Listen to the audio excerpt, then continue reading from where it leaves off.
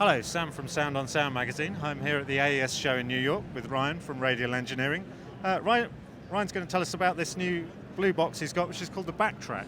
Ryan. Yes, the Backtrack. So based on our popular SW8 auto switcher, which is being used in countless tours around the world, the principle of that unit was that you have 8 channels in with 2 different playback rigs. So if one of the rigs should fail, you have a test tone going to the A side. That drops out, it automatically switches to the B side. So the SW8 is one of our most popular devices. So what we found is that a lot of smaller performers or acts and things like that are doing a lot of club circuits aren't using like full audio interfaces with backing tracks. They're using a couple of iPads or a couple of PCs that just with the audio output. So with that, there's still the need to be able to switch in case something goes wrong. So if your battery dies or one thing gets unplugged or a phone falls on the floor and is smashed, we decided to come up with the Backtrack.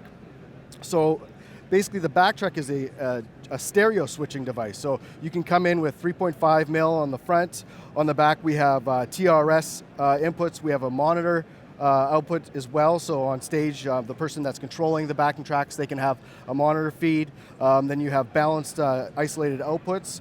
You have a JR2 remote input, so if you're a performer and you're monitoring this and you need to switch, you can use a foot switch with this as well to switch over. You don't have to use the front panel control. So we have a Q select, so you can make sure that that the backup unit is still functioning. You can select either A or B, and then you have your headphone level to monitor the non-active inputs. So the Backtrack is very cool. It can actually be slaved to the SW8 as well. So what we found was a couple of